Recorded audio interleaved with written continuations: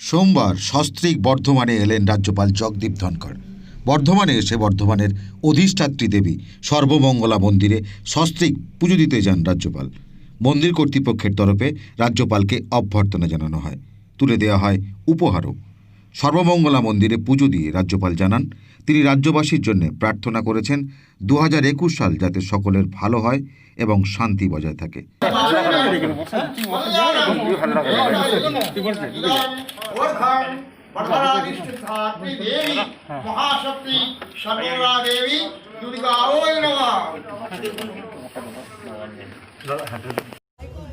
कामना की है, प्रार्थना की है, अर्चना की है कि 2021 पश्चिम बंगाल की जनता के लिए शांति का वर्ष रहे, सुख का वर्ष रहे, हिंसा से हम दूर रहें।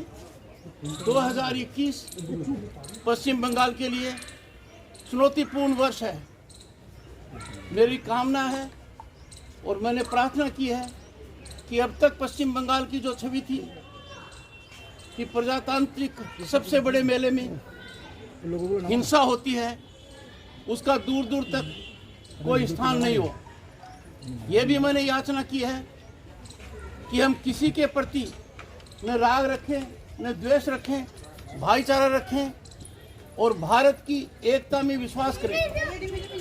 हम सब माँ भारती के सुपुत्र हैं, भारत माता की सेवा में हैं।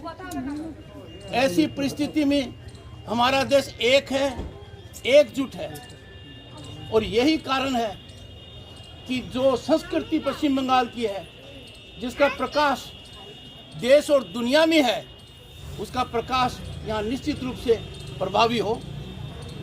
बहुत बहुत धन्यवाद। এরপর তিনি যান 108 শিব মন্দিরে, সেখানেও তিনি পুজো দেন। এদিকে বর্ধমান পৌঁছানোর পর রাজ্যপালের টুইট নিয়ে শুরু হয়েছে রাজনৈতিক বিতর্ক। 108 শিব মন্দির থেকে ফিরে গিয়ে বর্ধমান সার্কিট হাউসে সাংবাদিক বৈঠক করেন রাজ্যপাল। কি জানালেন তিনি, চলুন শুনে নিন। और जब एक बार अचानक यहाँ पर आया, पहले निर्धारित कार्यक्रम नहीं था, तब यहाँ के डीएम थे विजय भारती, शायद ऊपर का मैसेज नहीं आया होगा तो वो तुरंत राज्यपाल से मिलने सर्किट हाउस आ गए। ये पहली जगह है 30 जुलाई 2019 से जहां कोई डिस्ट्रिक्ट मजिस्ट्रेट मेरे से मिलने आया। और मिलने आने का कारण क्या था? ऊपर का निर्देश नहीं आया होगा क्योंकि मैं अचानक आया था। वो यादगार मौका है मेरे लिए। तब उन्होंने मुझे बताया और 2 मिठाई खिलाई उन्होंने, सीता भोग और जो मीठी दाना है, उन दोनों का मैंने भरपूर आनंद लिया।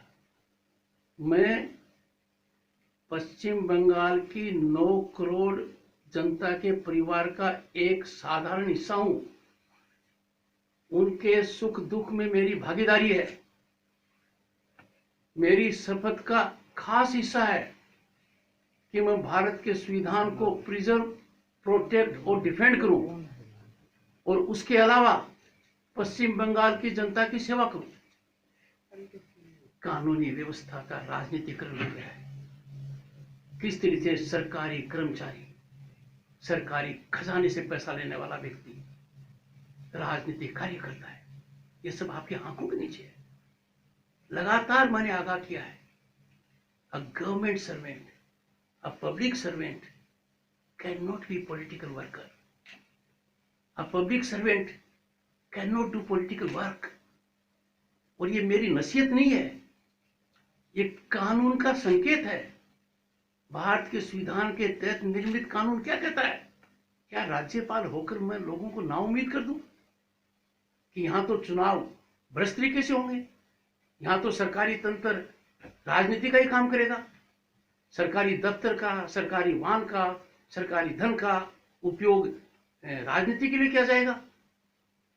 मैं पश्चिम बंगाल की जनता को नाउम्मीद नहीं होने दे सकता, क्योंकि मेरी शपथ के ऊपर फिर मैं खुद कुठाराघात करूंगा। I am unable to save protection, Indian Constitution. I will do everything. और आपसे भी आग्रह करूंगा, व्यक्ति से नहीं कह रहा, you asked a very good question, मैं सभी भाई बहनों को यहाँ कहूँगा, प्लीज ऐसा नहीं हो कि आने वाली पीढ़ियां जज करें कि पश्चिम बंगाल में पत्रकार इतने प्रतिभाशाली थे पर वो चुप रहे।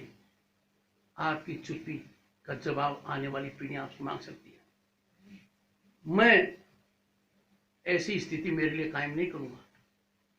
24/7 I will be active to ensure, और मैं जो कर रहा हूं उससे कोई डिसएग्री करे तो मुझे बताए। मुझे नहीं लगता कि कोई भी व्यक्ति ये कहेगा कि चुनाव निष्पक्ष नहीं होने चाहिए, कोई भी व्यक्ति ये कहेगा कि चुनाव में वायलेंस होना चाहिए, कोई भी व्यक्ति ये कहने को तैयार नहीं होगा कि सरकारी कर्मचारी सरकारी धन का, सरकारी वाहन का, सरकारी अफसर का, दफ्तर का राजनीतिक उपयोग करे। कोई नहीं कहेगा, और कानून इसकी इजाजत नहीं देता है। कानून इसको क्राइम बताता है। রামকৃষ্ণ চক্রবর্তীর প্রতিবেদন, নিউজ বাংলা টুডে।